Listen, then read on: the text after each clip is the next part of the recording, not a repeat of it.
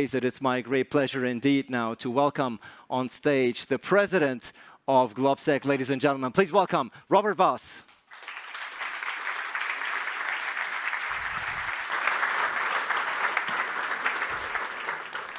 Thank you, Ali, and thank you all for coming.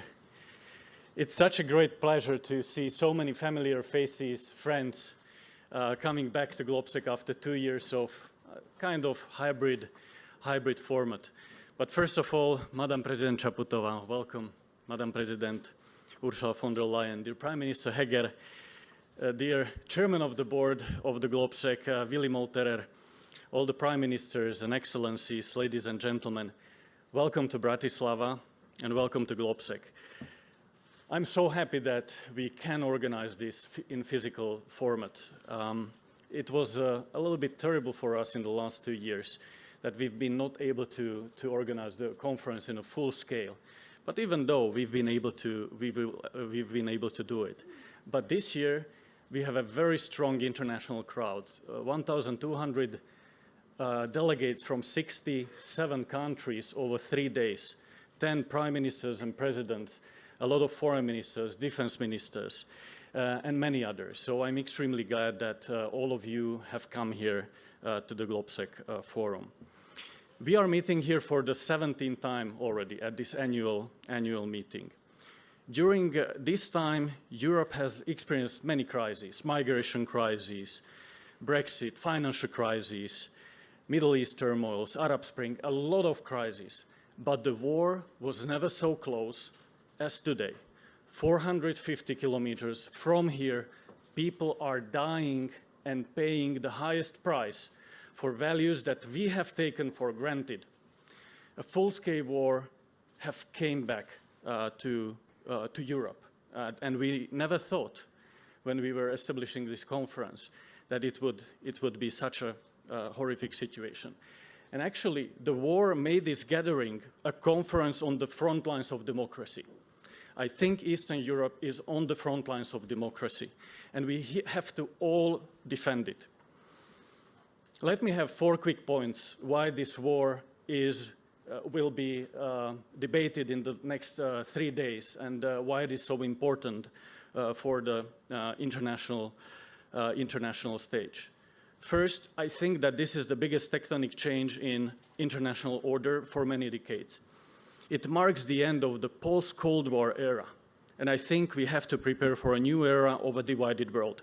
And it will impact all of our lives. And we can already see it: high inflation, disrupted value chains, energy routes, almost everything. And this will stay for decades to come. But also it's a historic opportunity for us, for Europe, to do it right, to take the most of this opportunity and to build a more resilient Europe and a more resilient world. Second is that the unprovoked invasion of Russia to Ukraine is not only a barbaric attack on the sovereign country, but also a frontal attack on the very basic foundations of European order, on our values, on the right of countries, whether small or big, to choose their destiny, democratically choose their destiny. And somebody is saying, no, you don't have right for it. And we cannot compromise an inch in these principles, because if we compromise, we will not survive as the West. And I think that the future of the West is being decided right now in the East, and how we perform in this crisis will define the credibility and the future of our institutions for decades. And the fourth, I want to say that this war is not taking place only in Ukraine. Actually, it has 2 front lines. One front line, as I said, is in Ukraine. And right now, people are fighting in the east in Ukraine to keep their territories, to keep their lives, to fight for their children and mother. But the second front line is inside of our societies, inside Europe, in the information space. And this war has been with us already for more than a decade. We have to win both front lines in this war. So this conference is also about solutions, about debates that we will have here. And I hope that we'll be able to gather some very concrete outcomes. We'll have a lot of side meetings, mobilizing support for Ukraine politically, militarily, in terms of humanitarian aid. We will kick off a fundraising campaign that will last for more than a half year to help Ukrainians. But we have to discuss how we increase our own resilience as well. We have an unprecedented unity right now. A new package of sanctions, the sixth package, went through thanks to the leadership also of the European Commission, which I congratulate to. This is very important, but we all need to work so that this unity of the West keeps, not only for days, but for months and for years. This is a defining moment for us. And here I see a clear leadership of Eastern European countries to do so.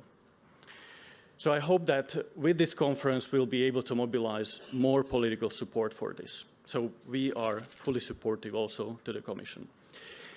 As GLOBSEC, we are trying to be a constructive voice of Central Europe in global discussions. We have expanded to Brussels. We will be establishing a new branch office under the leadership of our board member, Peter Pudil, in Washington. We are in Vienna. We have presence in Warsaw.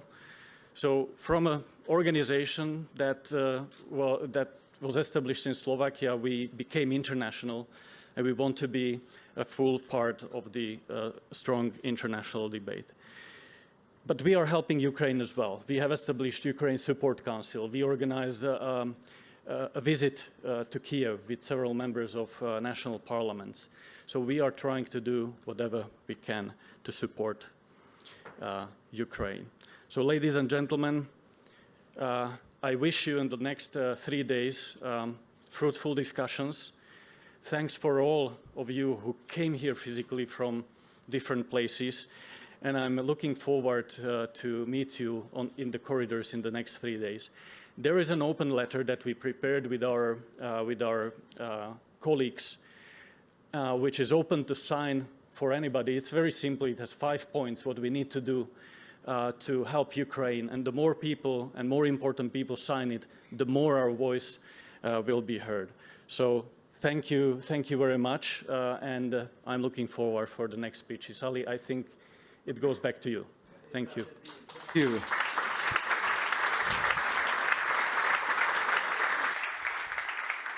Does indeed. Thank you to the president of GLOBSEC, Róbert Vass. Congratulations, of course, for making GLOBSEC such an internationally recognized brand, particularly in times like these. And you've said